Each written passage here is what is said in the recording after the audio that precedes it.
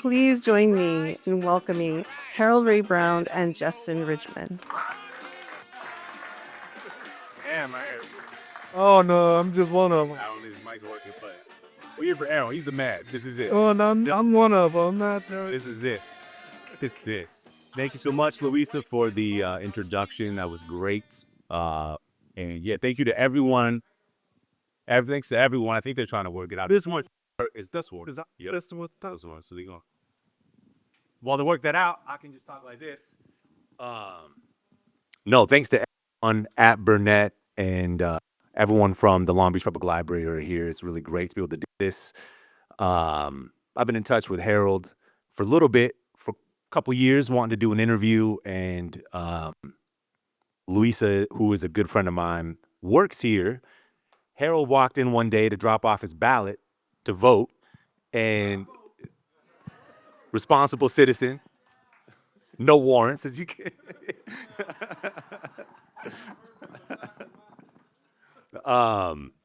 And so when they called and they said, "Oh wow, the drummer from War came into Burnett," I said, "Yo, I love Harold. He's a man." We wanted to do an interview with him for a minute, so I called up Harold and said, "Hey, we should do it at Burnett." And then I got the whole history of this is your home library and you grew up across the street, so maybe you want to talk about it a little bit. This is your actual neighborhood. Like Long Beach isn't just a stomping ground for War. This is the actual neighborhood right here where we're at. So if you want to talk about growing up right around here, it'd be lovely. About that. Well, I always say my destiny was written before I was born. And I always think about the time by my father and my mother. My name was given to me by my father. Well, I'll start like this.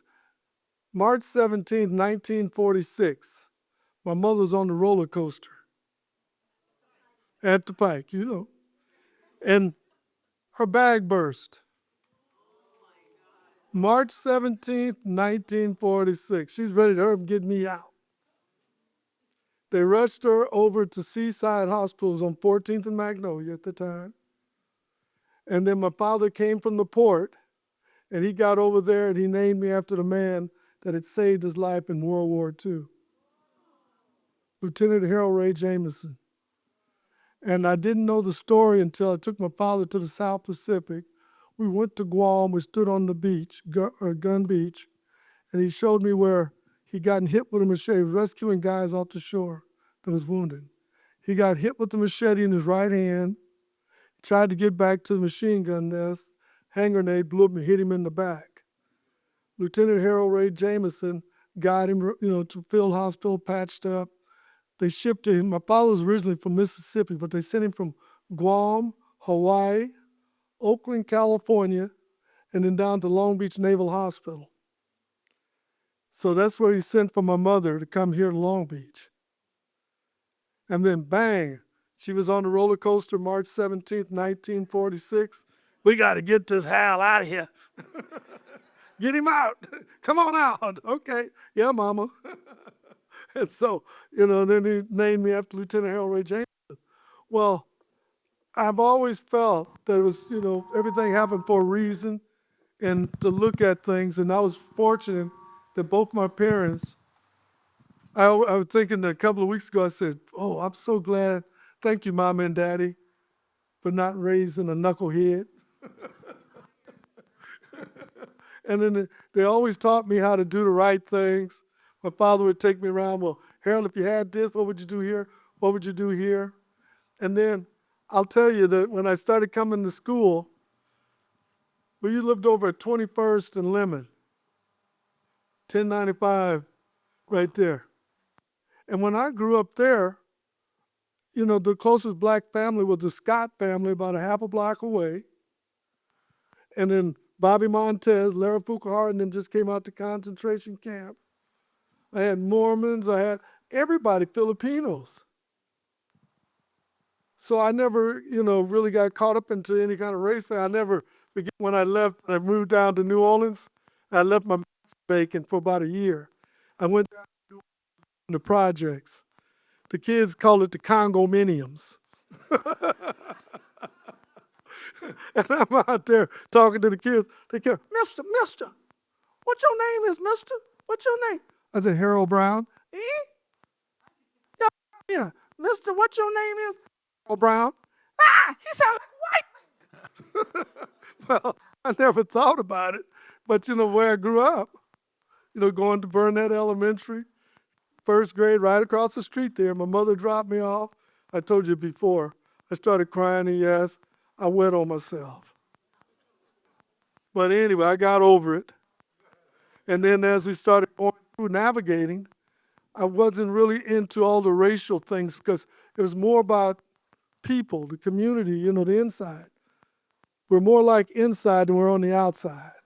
It's one of the beautiful things about Long Beach, and Right. it's one of the things I long suspected about war, given if you listen to war's music and just the let's turn this one down. Here's keep this. We just talk. Can people hear me? Talk. Can people hear me? Okay, yeah, we don't need the mic. We don't need to mess with We it. don't even need new America. Okay, let's do it. Let's just do it. If you listen to war, do we need it? People chicken. Oh, he needs Use the mic. Okay. Okay. Hopefully, squealing, but let's pass it back and forth. We can be friends. We can share. I mean, that's one of the things listening to War's music is there's such a blend of, you think about things like songs like Slipping into Darkness, and you can hear the lineage of African music and Black music in that song. You listen to a song like Bayero, huge hit, you can hear the African diaspora through Caribbean and Latin America coming up to Long Beach. And then when you think about the origin, the thing that always tripped me out was your start with the lead singer from The Animals, who, for people who aren't familiar, The Animals were a British invasion band from London, got popular out here after the Beatles and the Stones, and, had hits like House of the Rising Sun. They broke up, and their singer found these guys playing around LA County somewhere, maybe Long Beach. And so it's like, it's just such a hodgepodge of culture and, transatlantic and you get that African diaspora influence through the Caribbean. It's such a hodgepodge of stuff that you guys made sense of all of the different musics. And Throw some things in there. please. Well, one thing about it, before we ever met Eric Burton and stuff, we were playing in South Los Angeles, over here at the base, over here, I forget the name of it, but Howard, Scott, Morris Dickerson, Beebe, and my father used to take us to our gigs. I remember hanging around Big Mama Thornton. You ain't nothing but a hound dog. I met Sam Cooke, Willie and the Hand Jive. We was playing all kinds of stuff. I grew up around it, because we were playing like around South Los Angeles, Compton, and military bases. So we were getting a blend of everything. I mean, I never forget the night I was with Big Mama Thornton at a web club up on Western, I think, in Slauson. About 1957, my daddy says, she came over, she's in overalls. Come on with me, boy. Ain't nobody gonna bother you. She went on in the back, and I'm in the back, and then all of a sudden, I hear her on the radio, Johnny Ace was supposed to shot himself in the head, but Taj Mahal tells me later that she was supposed to have done it. I researched it. I said, what? And I'm with her that night. I think she was using me as her alibi. Ouch. Yeah, she had the .22 pistol in her pocket, and I'm in the back. And then I met Sam Cooke up there at Moore's Swing Club. So we were around it, and then where we're growing up here in Long Beach, when I go walking, I hear all kind of music. By the time if you came up by Anaheim, you know what I'm talking about. You know. And then I go up on Anaheim, or I'd be in different places. And then like First Lutheran School over on 10th and Linden. I got a photograph when I came back. We were the first Black family to go to private school at First Lutheran. And again, somebody sent me a picture. I had a copy of where I had traded in my violin for a snare drum. My mama don't know what happened to the violin until I got my first hit. She figured it out. But it was 5 minutes that changed my life. You young people, middle-aged people, older, 5 minutes could change your life. I'm sitting in the back, and they said, my music teacher at the time, he says, who would like to learn to play drums? I said, me. He showed me how to hold a pair of drumsticks and read a quarter note. And who would have thought that was the beginning? Hold on. In school, it would have been like military drum, right? Like Exactly. snare, root of Yeah. So that interested you for some reason. Well, I just knew that when I was 7 years old, I used to lay up and I was listening to K-Fox radio. It was on 7th and Alamedas, where the Islander plays. There's a little, there used to be a radio station there. Wow. And I'd lay up all night. And it was called it was before race music. You hear everybody on there. Stop the world and let me off. Oh, you'd hear everybody. Big Mama Thornton, you'd hear Sam Cooke. Fats Domino, you'd hear country and western, you'd hear all of it. Was Magnificent Montague? Yeah, Magnificent. Yeah. So Magnificent Montague was a DJ with that station, a disc jockey at that time, and you later played with him on some stuff. I think he joined like a little group of yours, but he also coined the term "burn, baby, burn." So that's it's a little bit of, and he's still around. He's 98 years old, still around. Has one of the great. If you look him up online, he's one of the great interviews with Sam Cooke that you can hear, and it's really beautiful. Well, speaking about Sam Cooke, I was up at Moore's Swing Club on Main Street. He walked in, was Howard Scott. We were called the Creators at the time. And Howard Scott, B.B. Dickerson, Lonnie Jordan, Little Johnny Hamilton, Moses Wheelock. They was in our band. And we was up there playing, and I looked, and Sam Cooke came walking into the club. And he came up, and we met each other and spoke. And then we left, and a week later, he was dead. Because I'll never forget that, But it's, like you say, our music covers a lot of genres. Because where we come from here in Long Beach, well, when I say Compton, I say South Bay. You look at San Pedro, you look at Compton, South Los Angeles, Long Beach, you got Huntington Beach. Because I grew up here. Out there body surfing.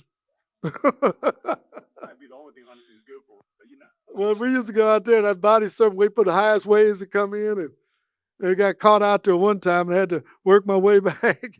I swam sideways. But, speaking about that, like George W. Shibley, Attorney George W. Shibley, how many people heard of the Zoot Suit riots? Well, he represented the Latinos that were being discriminated against. And their house is right across the street here. Yeah, right over there. And I'm still friends, with their son, Bill Shibley. And we all grew up together, and I remember Eleanor, she was my den mother in the Cub Scouts, Boy Scout. So I'd be over here, and before Martin Luther King started, marching and all that, we was already blended. We'd come and stay at their house sometime. They'd come stay at ours. See, that's the beauty of our neighborhood, Long Beach. We have a lot of things in common. We're all more alike inside than on the outside because we want love, respect. And then, if I needed a blood, I don't ask you, well, before I take that blood, what color is you? We don't do that. Has nothing to do with it. If you need a heart. See, that's the beauty about Long Beach, and that's one of the reasons why I said, hey, no, I'm back home. It's a blessing to be able to be at home, be able to come full circle. I have a rule, just before we got famous. I'm sorry, I'm just taking over like this. But Howard had gotten drafted. We were the night shift. Deacon Jones from the Rams, he was in our band and so forth. Hold on. Don't skip that. You were the Creators? high school band, Right. transitioned young adults to the night shift, The night shift. where you were backing up and Yeah, Deacon Jones. Right. who was singing, trying to start a soul career, like Marvin. Yeah, right. Yeah, Marvin Gaye. Yeah, he was, right. So backing him up. We was backing him up. Yeah, he got in our band. So, Skips past things, I got. oh yeah, but I got, but it's a lot of stuff going. So, just before, it was down, before everything broke, I had said, okay, I was living out in Pomona. And that's where I met Papa D. Yeah, the percussionist. He's from back east. And our music is a little different now. Let's talk about that real quick. You take all the music here, or Latin and our genre. Ours come more out of the Caribbean, the Caribbean, Cuba, and up Mississippi and so forth and west. But then when you go back east, it's more Puerto Rico, very bourgeois, rhythms. So when Papa D got here, I had to, school him on how we think and play our things. You cue up? Check this. Cue up Bayero. Cue that up. So people can. Oh, hold up. And hold up. Because I gave him the first lick. I said, Papa D, that's how this go.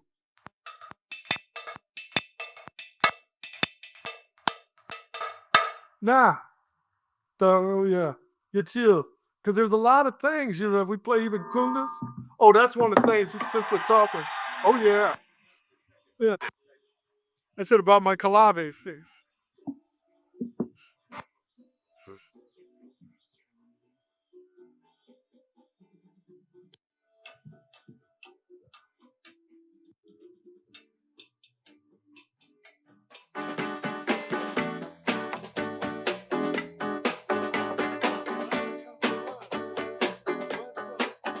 This ain't a simple, like there's Latin grooves, there's R&B grooves, there's rock grooves.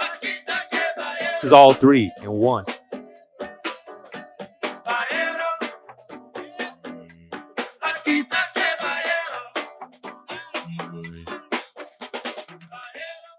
I know I got a big mouth, but I need a microphone. Okay.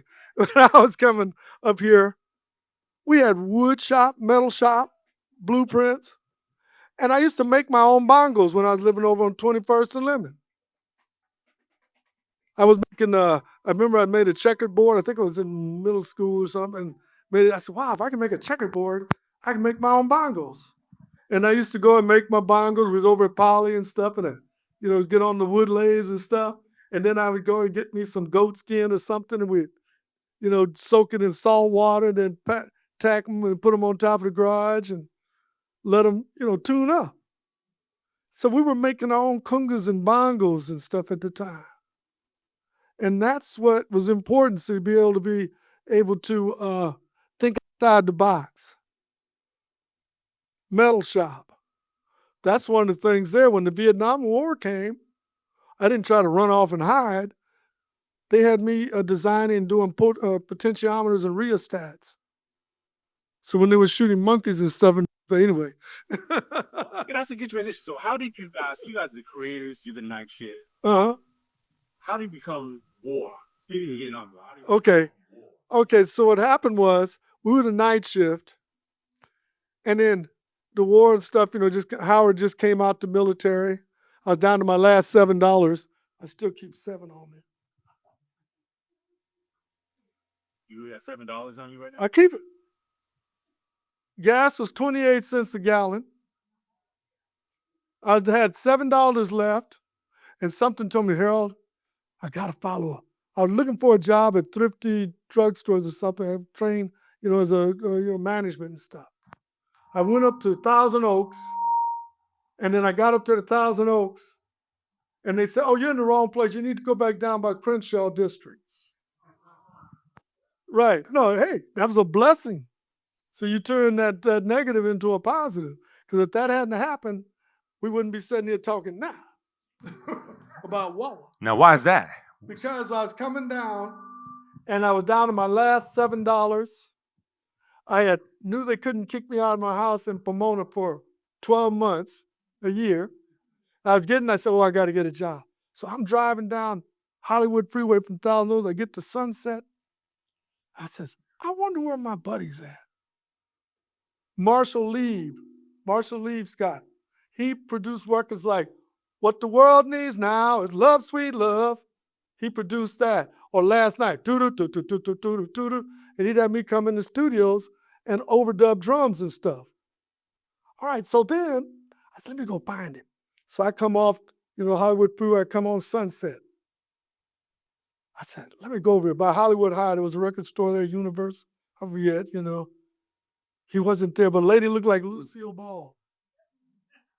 Now, I got a rewind real quick. Back in 1964, I didn't take the full scholarship to Valparaiso, started my own business, and I had joined the Musicians Union, Local 47, which was the Hollywood's one on Vine. So I was working with Vince DeBerry and all of them. So anyway, I come down and I said, let me go see if I can find Marshall. I went to Universal Records, whatever that was. He wasn't there. Lady looked like Lucille Ball. She said, he's down at Jim Head Production, 9,000. That's where I met Deacon Jones. Wow. Wow. The 9,000 building. So I go down to the 9,000 building. That's on Doheny and Sunset, somewhere like that. And I'm right there. And I'm up there. And the lady looked at me and says, he's not here. But she had a little White House over there. He's over there, down there. So I go down there and I see all the gold records. I see another lady look like Lucille Ball.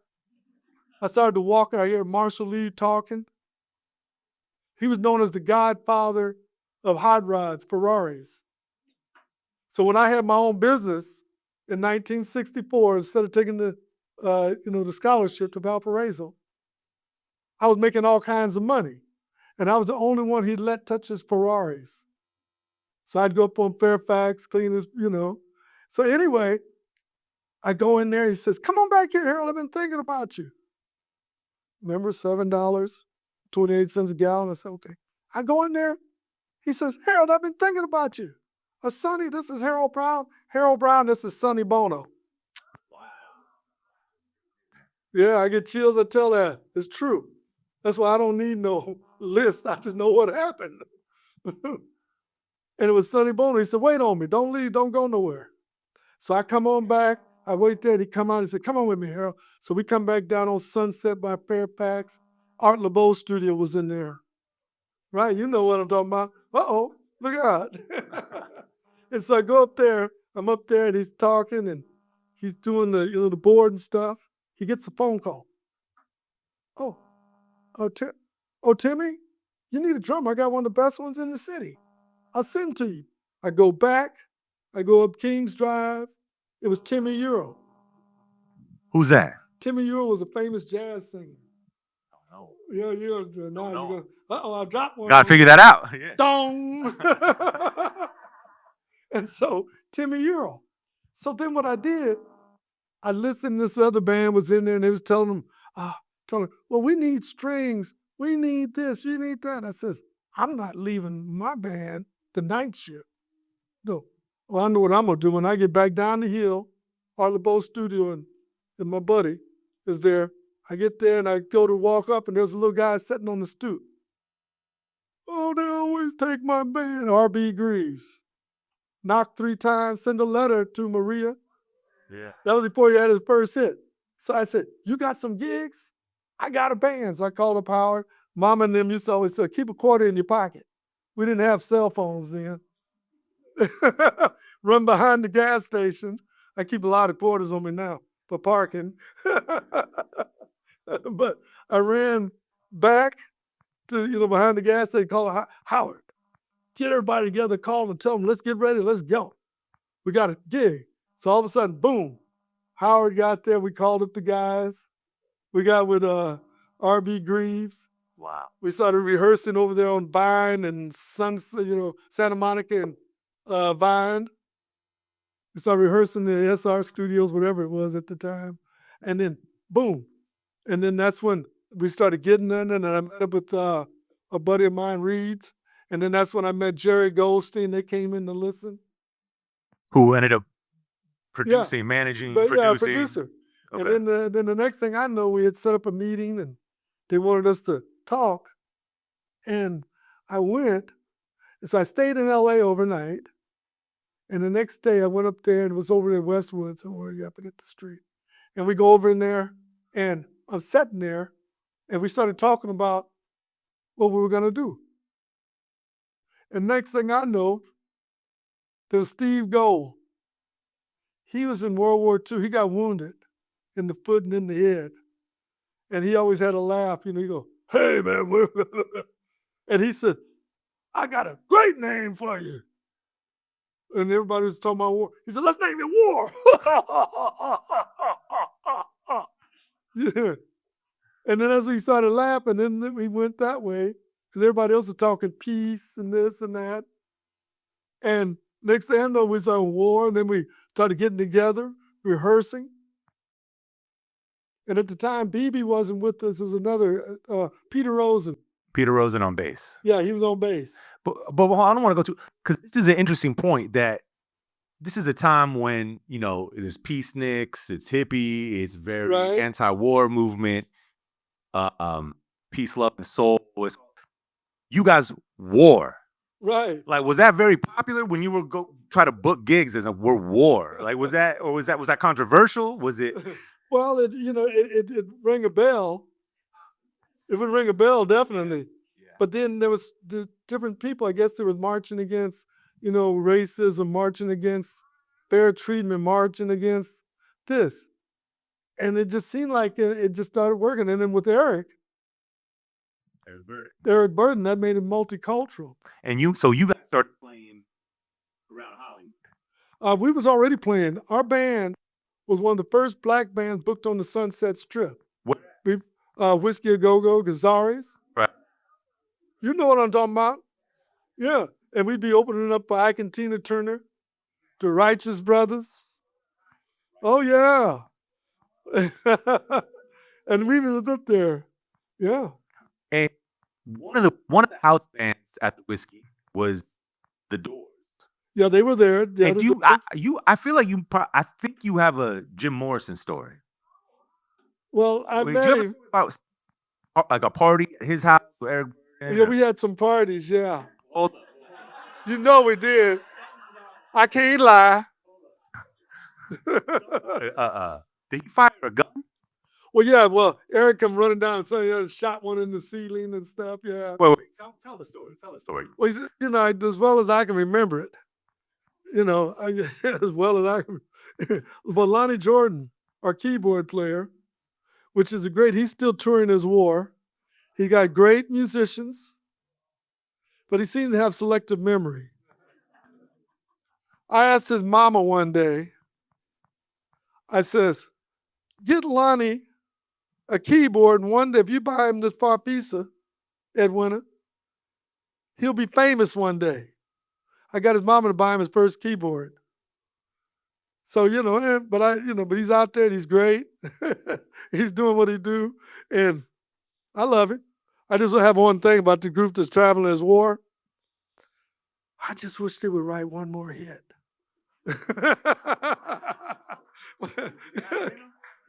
I'm hoping they got it, because if they do, we're gonna make more money. But then what I loved was my professors and stuff. They said, "Brown, what we teach now, we didn't teach then."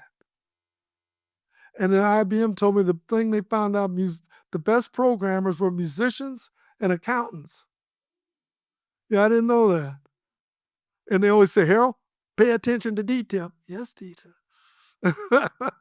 And then this is very atypical of drummers, by the way. You're a true outlier for like drummers are known to be unreliable. Beyond time. Yeah, this is at the time of yeah, keeping time of the band. Coming late. yeah. But that Drummers was don't on show time. That was the thing about me. I was always on time.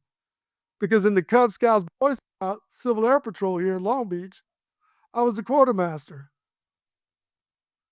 And I was the oldest out of 6 kids, so I had to always make sure everybody not only ate, the yards had to be done, get our homework done.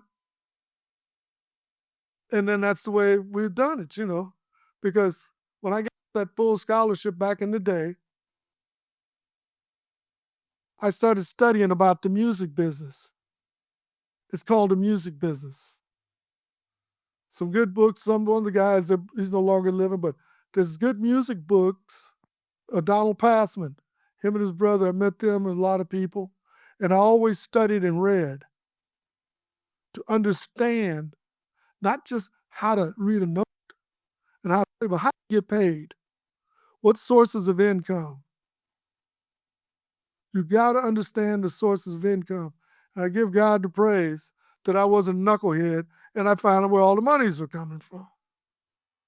And then I went after everybody, Brown versus, et al, and so forth, and won the lawsuits. And I made sure I remember back in the day, I remember when I was down to $100. We was down in El Paso, Texas. And we was playing at Basin Street West, East, or something West, Basin Street. And I never forget, this gentleman came in, heard us playing, and he started trying, hey, you guys would make a great band.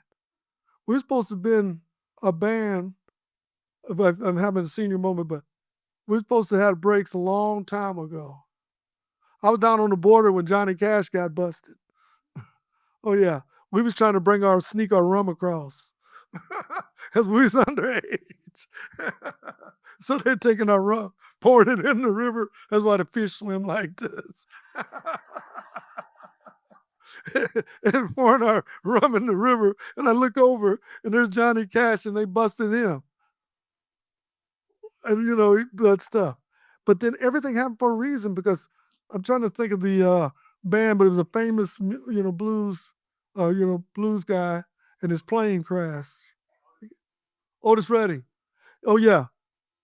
So this guy came up. I've had some of his books, but I read a couple of his books. But he says, "You guys would make a great." Oh, a good book is called The Devil's Music. The Devil's Music, and it's got some good stuff in it, because I thought I would just, but the gentleman that wanted us to be Otis Redding's band, I was reading, and there he was in there. Wait, you were asked to be Otis Redding? Yeah.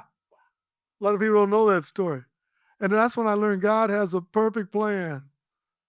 Because I don't wear a watch. You don't either. I'm on God's clock. Tick tock tock. I missed 2 airplane crashes in my lifetime. Caught up in the watch ride. Revolution in Venezuela. And here I'm the oldest out of 5 boys, the only one still living. My sister lives. So I never take it for granted.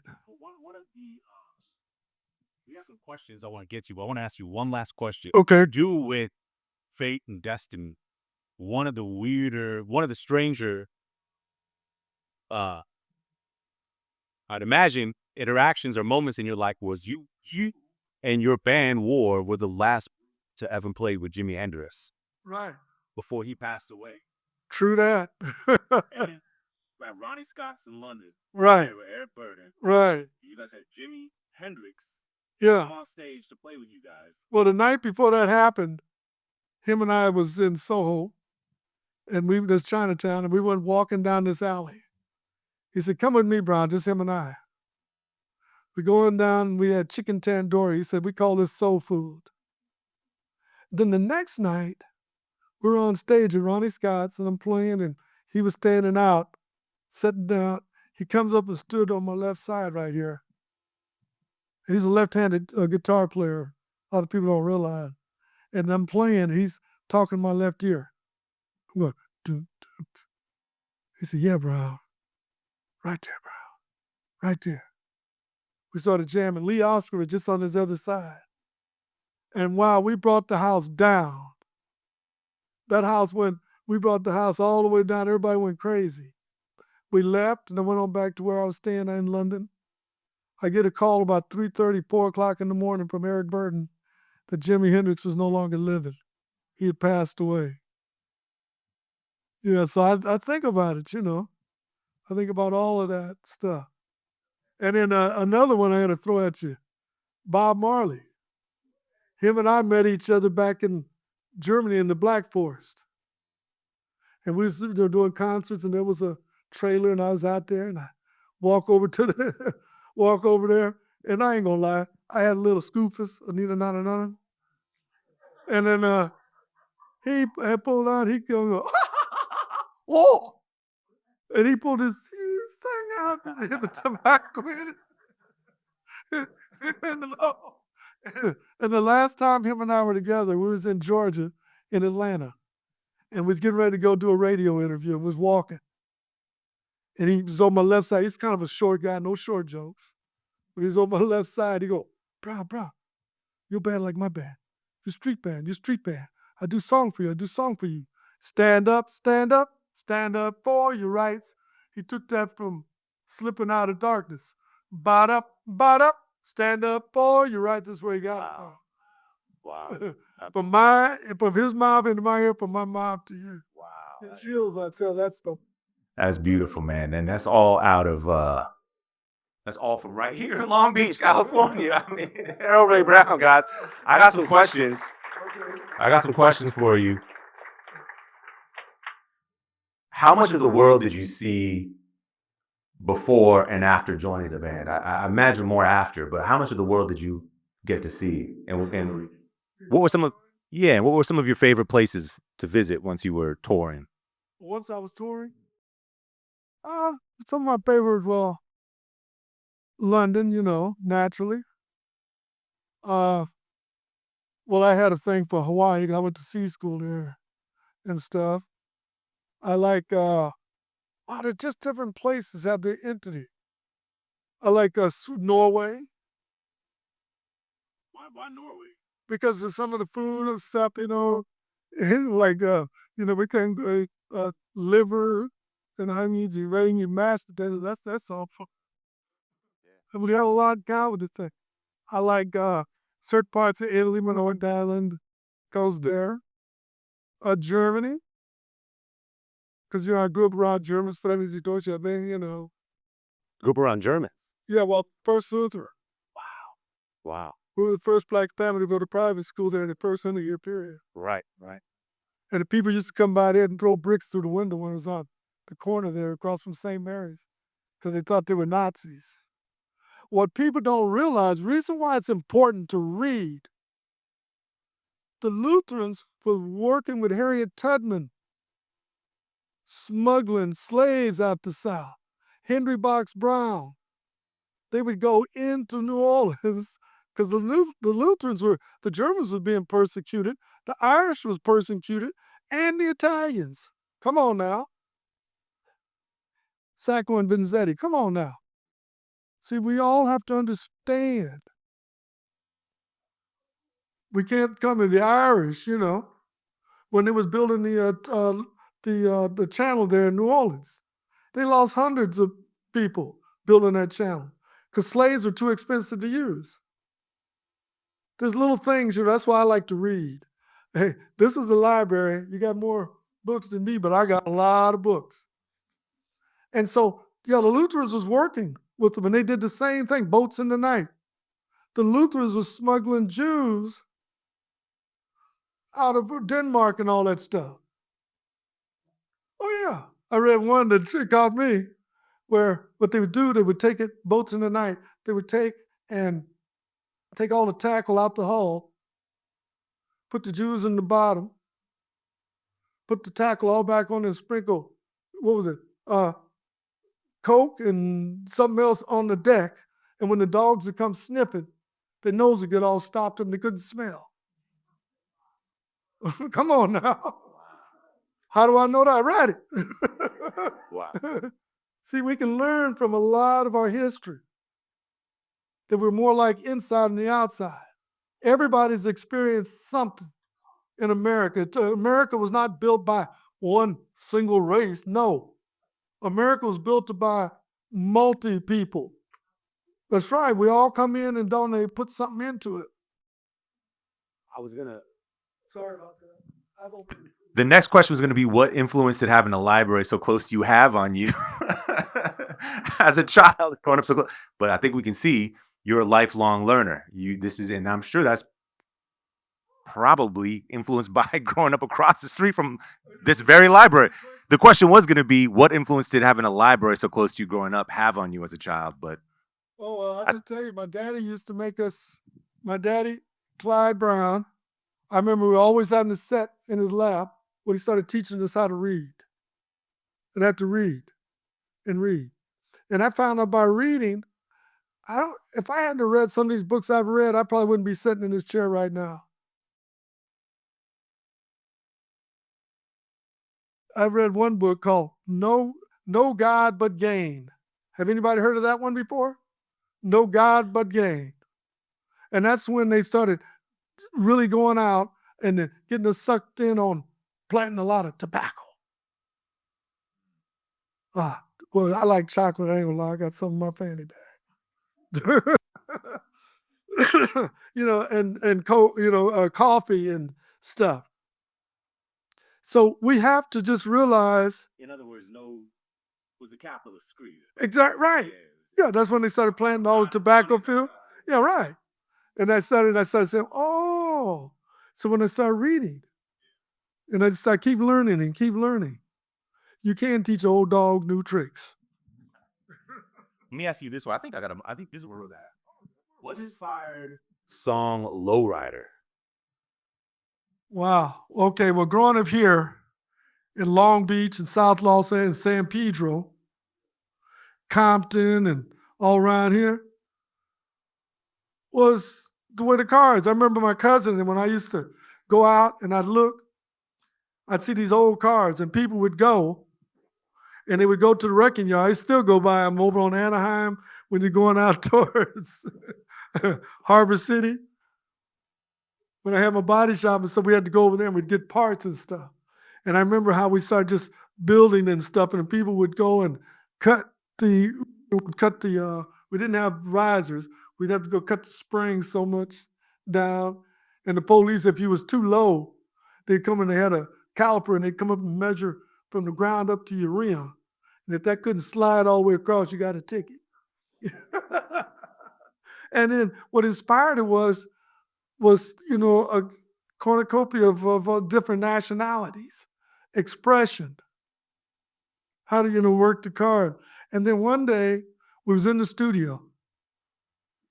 Charles Miller, my big brother, he graduated from Long Beach Poly in 1957. Horn player for War, by the way. Yeah, he was a horn player and stuff, and he was a great athlete. And sang lead on. Yeah, he sung. Yeah, right. Yeah.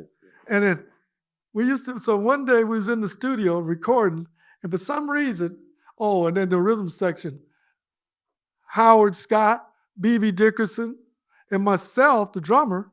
B.B. played bass, Howard guitar, me and the drums. We've been playing together ever since 1961. We were just kids playing together. So I was playing and we was in there, and all of a sudden we broke off, and B.B. started going boom, boom, boom, boom, boom. And I was on an upbeat. Most people try to play it down and down. And I said, don't change it, Harold. It could be a mistake, but if you repeat it over and over, it won't be a mistake. And then all of a sudden, boom, boom, boom, boom, boom. And all of a sudden I looked over at Charles, and he went, low rider.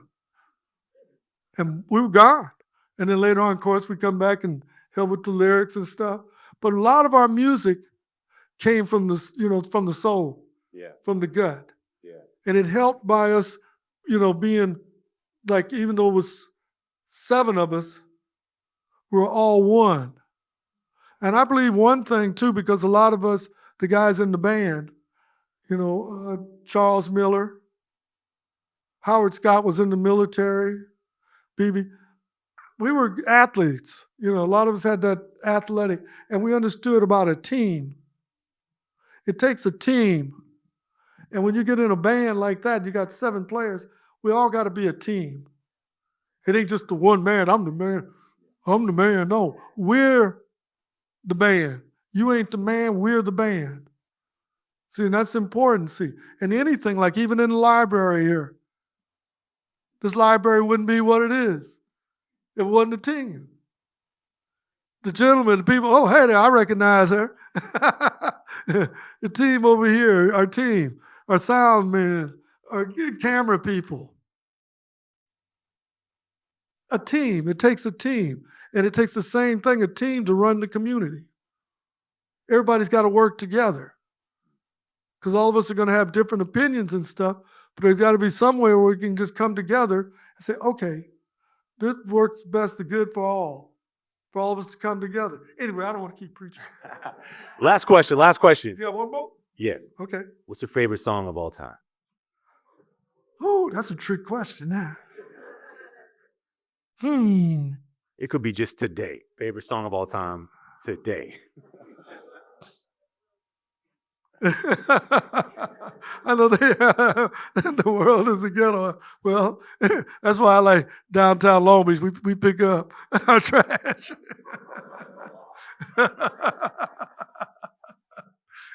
No, well, I was doing that down in New Orleans. You know, I had a habit walking up and down the street cleaning up and stuff.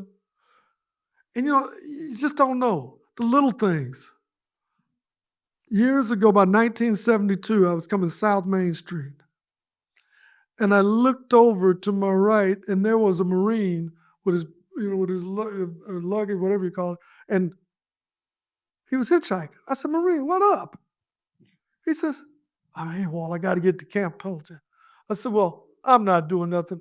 Throw your bag in the back. Come on, I'll take you. So I started driving. I gave him a few, got him something to eat, gave him a few bucks, and played basketball with the Marines down at Camp Pendleton. Years later, about 76 or so, my brother Kenneth out in Pomona on Route 66 between San Dimas and Pomona. My brother Kenneth, he was my first brother to transition. Him and his buddy needed a job. I said, come on, when we started driving, I'm going down Foothill. I look over, see the railroad tracks. I see a pottery shop. I said, let's go over there and see if we can find you a job. Go in there, who's the personnel director? That Marine I picked up. Wow. That's why we can't overlook each other. We can't. You never know. Like when Katrina hit. I went back there, and the very people you overlook will be the people that'll be there to try to help you. So that's why I keep that $7 on me. And when I see a homeless person or somebody need help, I'd go over and give them that $7, let them know, hey, help. Because you just never know. You never know. You never know, man. You never know. You have a favorite song? Why can't we be friends? Beautiful. Why can't we be friends? Why can't we be friends? Why can't we be friends? Well, you see my t-shirt. Check that out. Check out that war t-shirt. Check that out. Harold Ray Brown, everybody. Long Beach legend. No, I'm just one of the Long Beach neighbors. Thanks for coming out, everybody.